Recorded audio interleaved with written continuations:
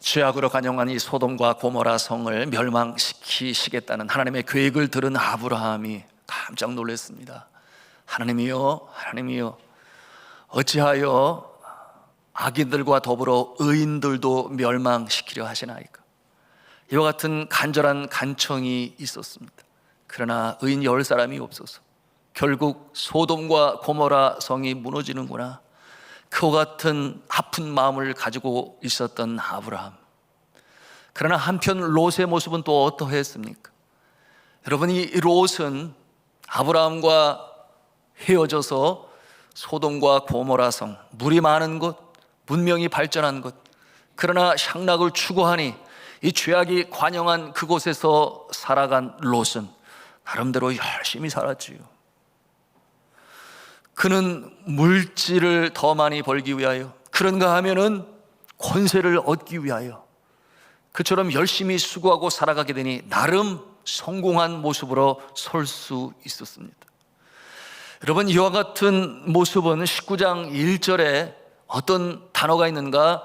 성문에 앉았다가 라는 말이 나와요. 성문에 앉았다가 이제 남자의 모습으로 출현하여 방문한 두 천사를 맞이하게 되니, 이 성문에 앉았다가 라고 하는 이 표현은 아마도 우리 생각에는 그렇게 상상할 수 있죠.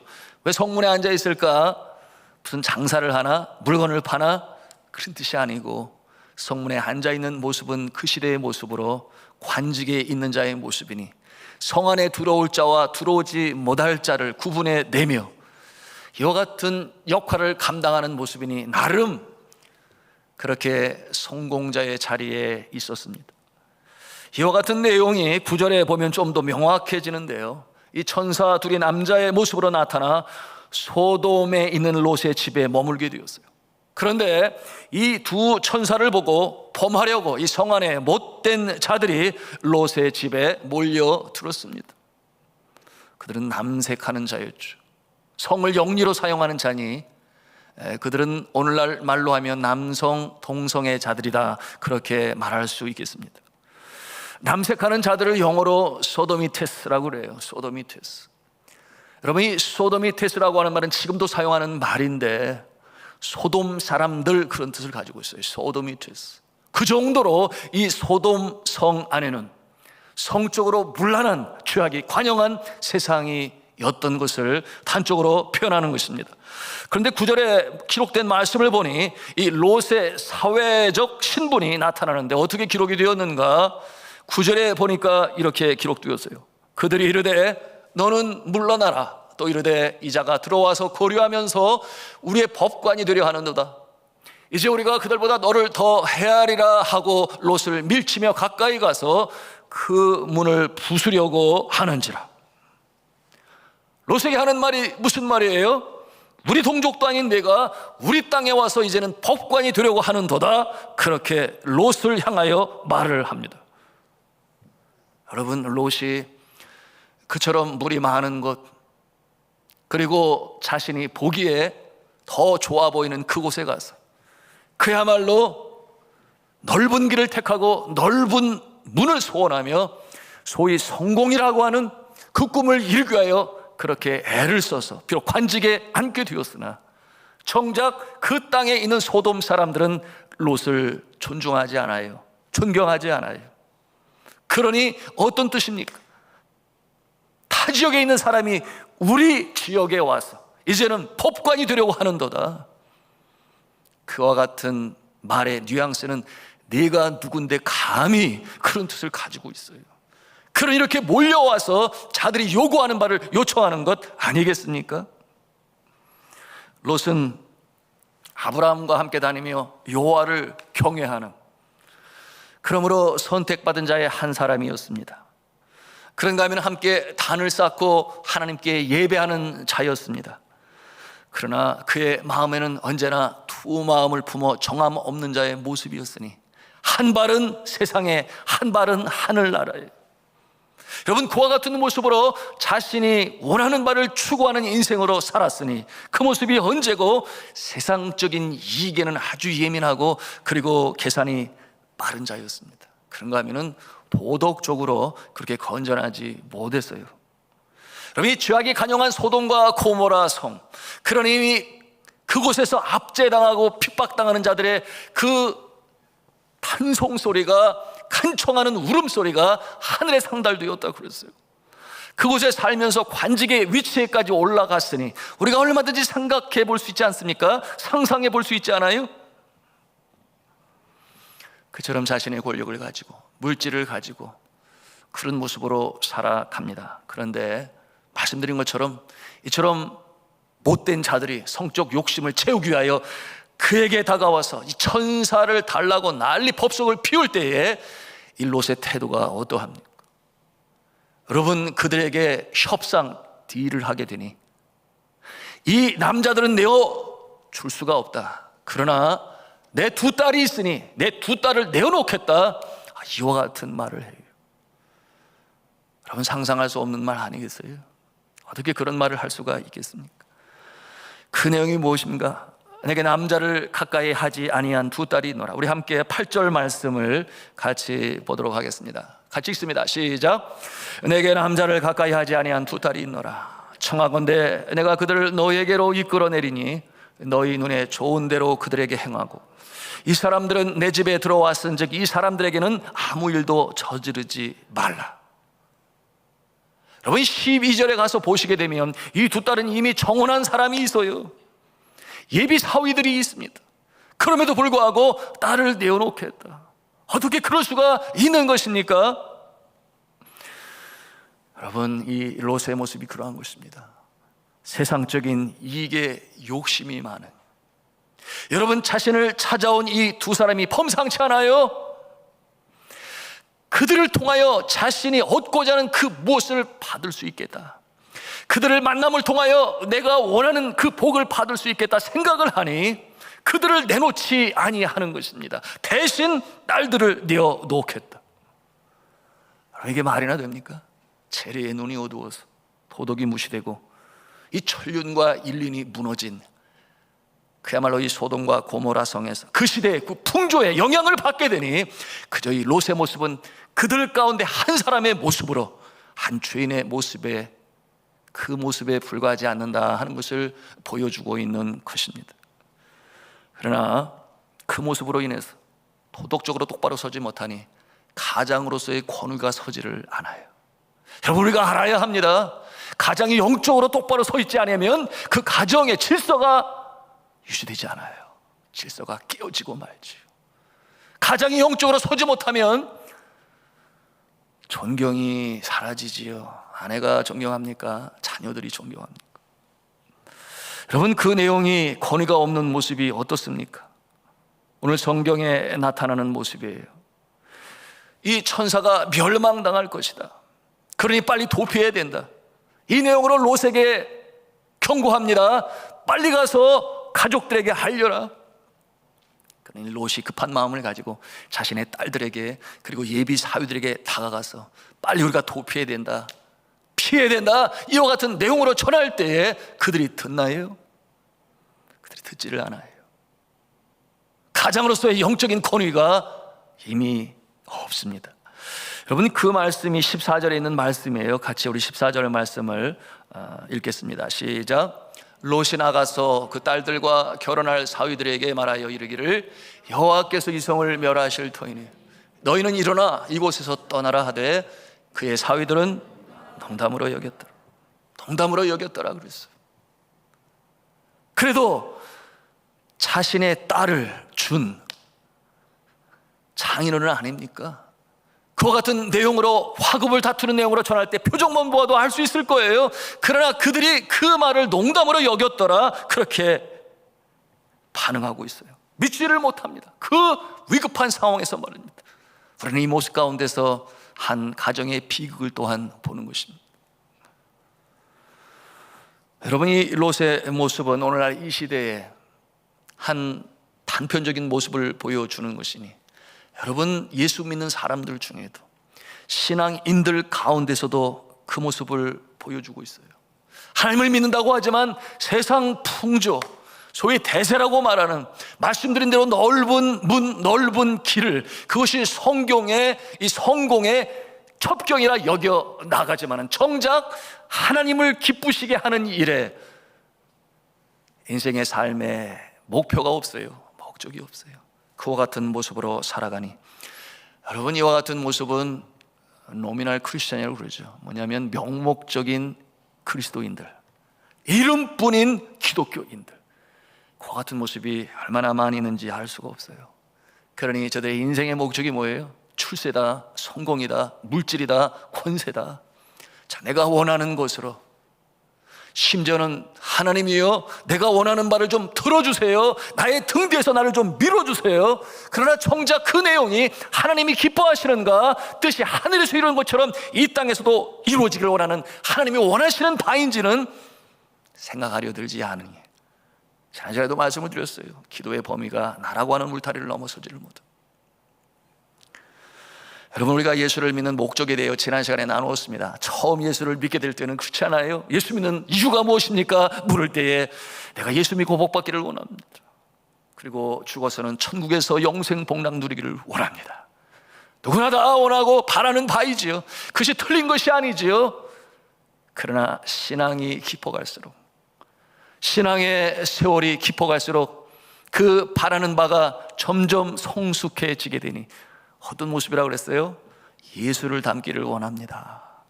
예수님의 성품을 담고 신실한 모습으로 하나님의 마음을 기쁘시게 하는 그 모습으로 살고 싶습니다. 그래서 그 사랑을 가지고 하나님의 은혜 밖에 있는 자들에게 전도를 하고 사랑으로 섬겨 같이 은혜 안에 설 수 있도록 그와 같은 내용으로 수고하고 섬기는 모습으로 성숙하게 되니, 여러분, 그 모습을 하나님께서 보시고 기뻐하시니 더 크고 놀라우신 것으로 하늘의 축복으로 함께 하신다 그랬어요. 그러니 먼저 그의 나라와 그의 의를 구하라 하시는 하나님의 그 말씀에 순종하며 살아가는 모습, 여러분, 그와 같은 목적과 목표가 여러분의 소원이 되시기를 저는 주님의 이름으로 축복합니다. 그런데 이처럼 세상 재리와 성공에 어두워진 롯은 이 임박한 멸망, 소돔과 고모라 성의 유황과 이 불이 비처럼 나리게 될 이와 같은 임박한 멸망에 대해서도 아직까지도 정신을 차리지를 못하고 있어요. 그 모습이 어떻게 나타납니까? 너무나 미련이 많아요. 그것이 삶의 목표였으니까요. 자신이 이 모든 것을 이뤘는데 다 내려놓으라, 그럴 수 없다. 사실 그런 거예요. 하나님의 택한 자인이 아브라함과 함께 있었으니, 그러니 그 모든 것을 이룬 뒷 배경에는 하나님께서 은혜로 주시니, 건강을 주셨으니, 지혜를 주셨으니 나름 그와 같은 위치에 서게 된 것인데, 하나님께서 놓아라, 그럴 때에 놓으면 하나님께서 새 일을 시작하시고 더 크신 놀라운 축복의 역사를 이루시는 줄로 믿으시기를 바랍니다. 내가 했다고 생각하니까 미련이 너무나 큰 거예요. 놓지를 못하는 거예요. 그러니 차마 내려놓지 못하고 떠나지를 못하고, 제가 필리핀에서 경험했던 일이에요. 1991년도 여러분 아시는 대로 그 6월 달에 아주 20세기 최고의 화산 폭발이 있었어요. 산속에 살고 있었던 부족이 9만 명이나 있었으니 아이타 부족이었습니다. 그들은 정부가 라디오를 통해서 계속 방송했지요. 화산이 터질 것이다, 그러니 피난하라, 다 놓고 나가라. 그와 같은 상황에서 여러분, 그때 이동구 선교사님 계셨죠. 이 내용으로 알리고 피난 길에 오르게 되었는데, 끝까지 내가 가꾼 터전인데 이렇게 자라나고 있는 채소는 또 어떻게 하라고, 그런가 하면 내가 키우고 부리는 가축들은 또 어떻게 하라고. 그래서 떠나지 않은 자들이 있었어요. 여러분, 그리고 6월 18일이었습니다. 화산 폭발이 나고 굉음과 함께 그와 같은 상황이 되니 혼비백산이 돼서 큰일 났다, 피해야 된다, 힘이 늦었지요. 거기서 나오는 이 뜨거운 돌들이 하늘 높이 솟았다가 떨어지게 될 때, 여러분, 집들의 지붕으로 떨어져서 지붕이 무너지고 난리가 아니었어요. 그때 그들이 어디로 피했는가? 그 마을 가까이 동굴이 있었는데 그리로 숨으면 안전할 줄 알았던 거죠. 그래서 그곳에 숨게 되었는데, 여러분, 그 화산 폭발의 뜨거운 열기가 거기에다 태풍까지 불게 되었으니 생존할 수가 없지요. 그 굴 안에 숨어 있었던 사람들 중에 두 청년이 튀어나옵니다. 그리고 산 아래로 산 아래로 정신없이 뛰어달리는데 하늘에서 떨어지는 뜨거운 돌들에 맞고, 여러분, 그 상처로 인해서 도착하였으나 한 사람은 결국 죽게 되고 한 청년은 살게 되었는데, 그래서 결국 알게 된 것이죠. 그들이 어디로 피하였는지. 그 동굴에 피하였다. 7개월이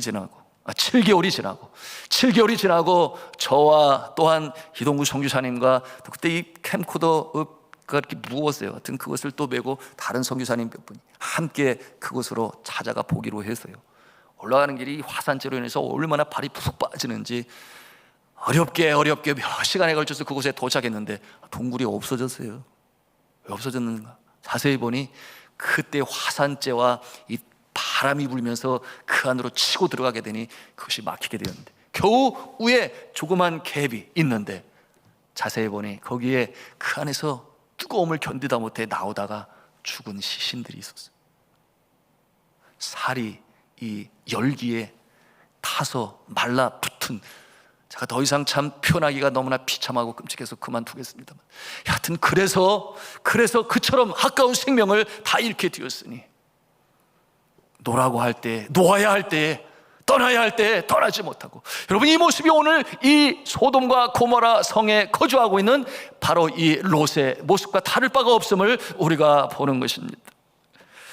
여러분, 소돔과 고모라 섬에 비같이 떨어질 환난이 임박한 가운데서 여러분, 우리는 하나의 감동적인 내용을 보게 되니 그 내용이 무엇입니까?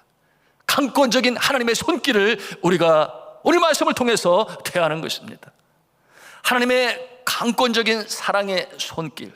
그래, 알았어, 너 거기서 죽어라, 그러지 아니하신단 말이에요. 왜? 하나님께서 택하신 자이기 때문에. 그렇게 하나님을 경외하는 모습으로부터 멀리 떨어져 갔지만, 그러나 하나님의 사랑의 손길인 변함이 없으니, 여러분, 오늘 말씀 15절의 말씀을 함께 보기를 원하는데요, 15절 말씀을 같이 보겠습니다. 같이 읽습니다. 시작. 동틀 때에 천사가 롯을 재촉하여 이르되, 일어나 여기 있는 내 아내와 두 딸을 이끌어내라. 이 성의 죄악 중에 함께 멸망할까 하노라.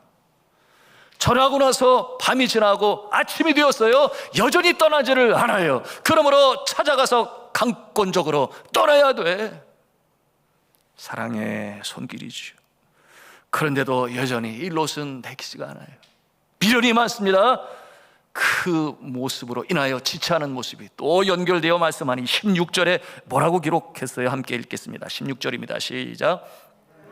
그러나 롯이 지체하며 그 사람들이 롯의 손과 그 아내의 손과 두 딸의 손을 잡아 인도하여 성 밖에 두니 여호와께서 그에게 자비를 더하시며였더라. 아멘. 강권적인 손길로 그들을 잡아서 이끌어냅니다. 구원해냅니다. 산으로 도망하여 멸망함을 명하노라. 그렇게 지시를 합니다. 그런데 롯을 보십시오. 여전히 미련이 남아있어요. 이렇게까지 미련이 남을 수 있구나, 제가 새삼 느끼게 되었습니다. 그 급박한 상황에서 자신의 집과 소유물들에 대한 애착, 여러분, 그 내용이 20절의 말씀이에요. 한번 20절 말씀도 같이 읽겠습니다. 시작. 보소서, 저 성읍은 도망하게 가깝고 작기도 하오니 나를 그곳으로 도망하게 하소서. 이는 작은 성읍이 아니니까 내 생명이 보존되리이다. 자, 이 롯의 미련 많은 모습을 보는 하나님께서 어떻게 하십니까? 그래도 자비를 베푸시고 긍휼을 베푸세요. 그래서 21절과 22절에 그것을 허락하시는 하나님, 은혜의 하나님을 우리가 대합니다. 함께 읽겠습니다. 시작.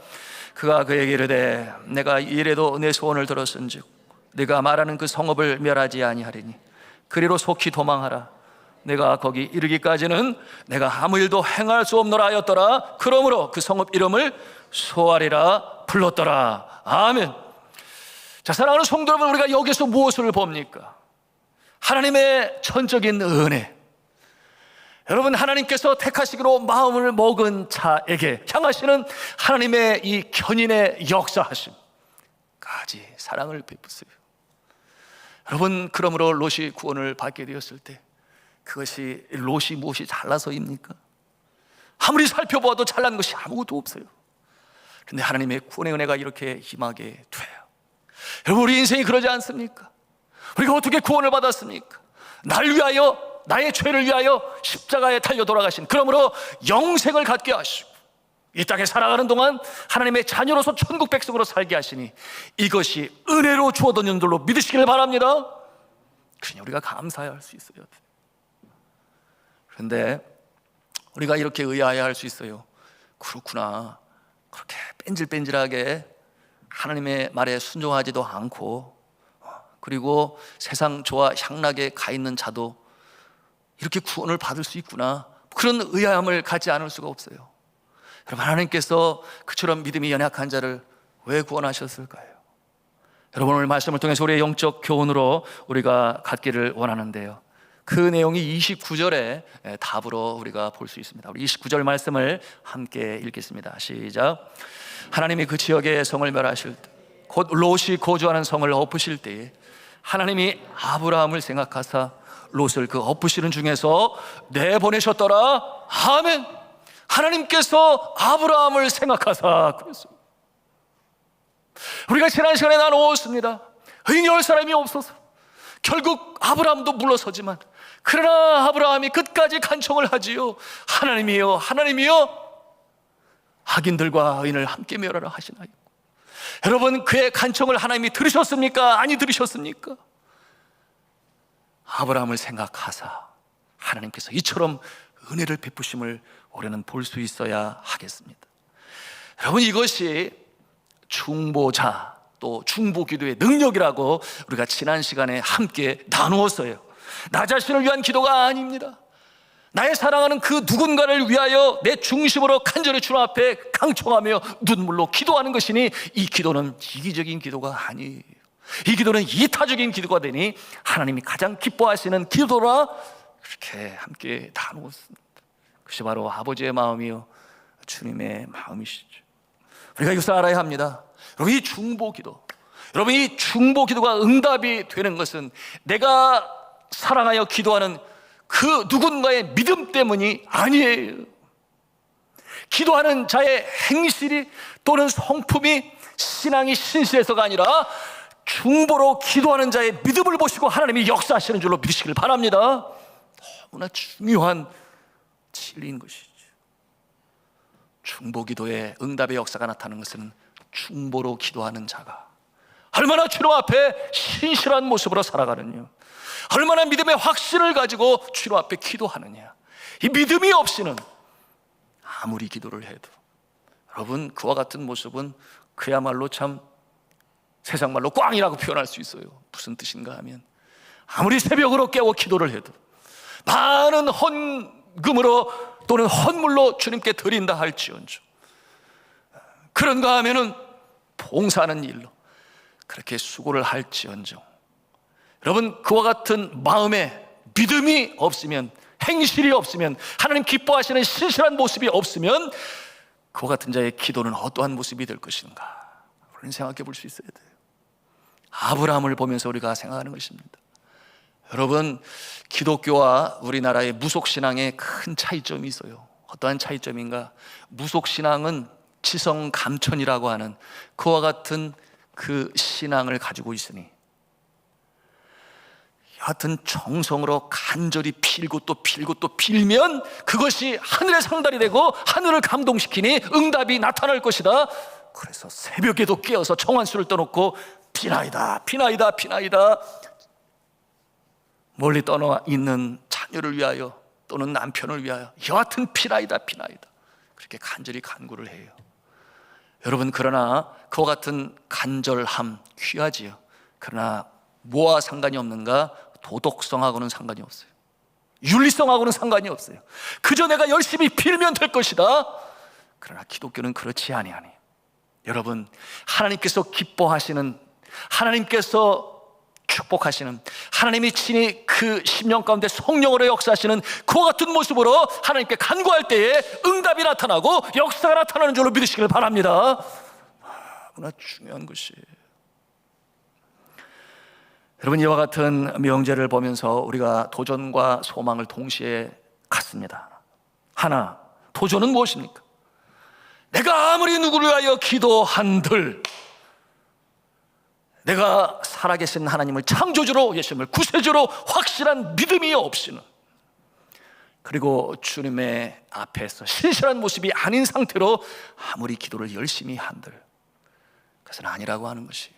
그것이 도전이에요. 그러니 어떠한 모습이 되어야 하겠습니까?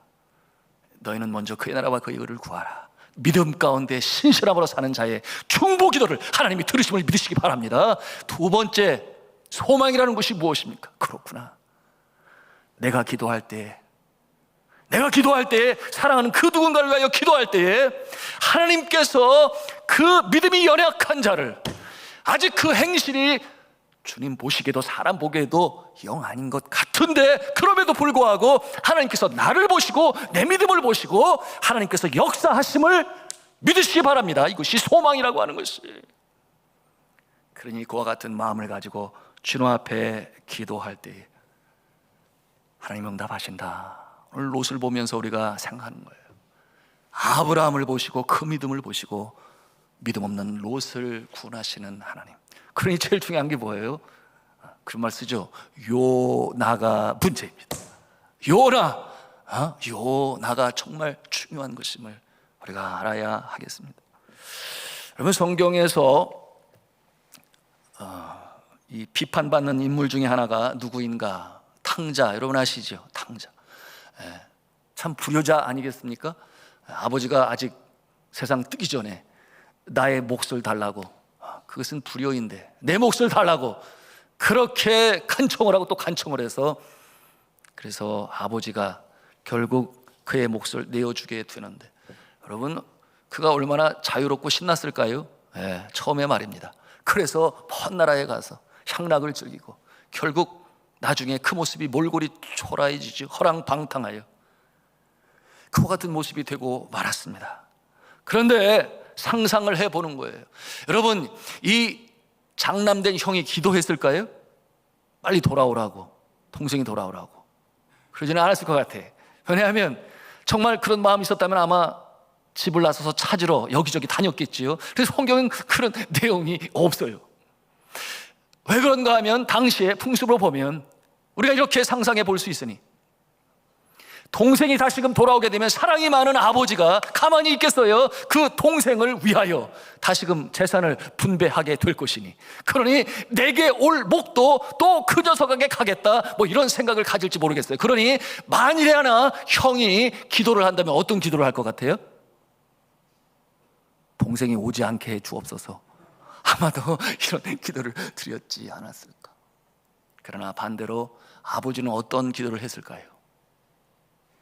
못나도 내 자식, 내 핏줄인데 잘못하면 잘못해서 가슴 아파하며 슬퍼하며 사랑하는 이 아버지의 마음, 자녀를 향한 그 마음.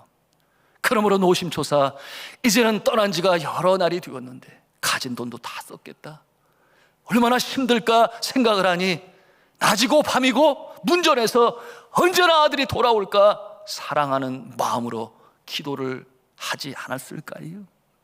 돌아오기를 고대하는 아버지의 마음. 여러분, 하나님께서 장남의 기도를 들어주셨을까요? 아버지의 기도를 들어주셨을까요? 너무 유치해서 말을 안 해요, 아예? 당연히 아버지의 기도를 들어주셨겠지요. 왜 그랬겠습니까? 아버지는 의인이기 때문에, 하나님이 기뻐하시는 마음을 가지고 있었기 때문에, 사랑의 마음이 있었기 때문에. 여러분, 야고보서에서 뭐라고 말씀을 합니까? 의인의 간구는 역사하는 힘이 크민이라, 그렇게 말씀하고 있어요. 의인의 간구는 역사하는 힘이 많음이라, 크민이라, 그렇게 말씀하고 있습니다. 여러분, 말씀을 통해서 우리가 발견하는 것입니다. 여기 한 사람이 있어요. 공부를 하라고 유학을 보냈더니 공부는 하지 않고 세상이 좋아 향락에 취하고 여자에 빠져서 동거를 시작했는데 아기까지 낳는 과오를 범하고, 그런가 하면은 이방 종교인 마니교에 심취해서, 또 당시에 이 플라톤의 이 철학 사상이 유행인 거기에 심취해서 눈이 멀게 되니 기독교 신앙과는 너무나 거리가 먼 그와 같은 모습으로 사는 아들, 그 나이가 29이나 됐어요. 다 큰 아들, 그의 이름이 어거스틴입니다. 여러분 아실 거예요. 그의 아들 놓고 어머니 된 모니카가 얼마나 주님 앞에 눈물로 강청하며 간구하며 기도하는, 그 눈물을 보던 당시의 주교였던 암브로시우스라고 하는 주교가 그 눈물 어린 그 어머니의 모습을 보면서 뭐라고 말을 했는가? 잘될 터이니 이제 그만 돌아가세요.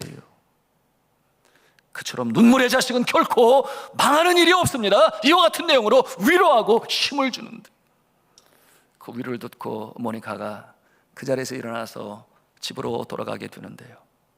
여러분, 그 어머니의 간절한 기도를 통해서 마침내 이 어거스틴이 돌아옵니다. 신앙으로 돌아오게 돼요. 감사하죠. 그때 그의 나이가 32살이었어요.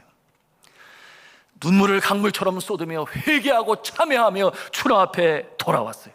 여러분 아신 대로 그 이후로 30년의 세월 속에 가장 훌륭한 신학자 5명 중에 이 기독교 역사 속에 말입니다, 한 명으로 손꼽는 어거스틴이 되었으니 진리의 말씀으로 전하고 또 하나님을 사랑하며 순종드는 그 모습으로 살아갑니다.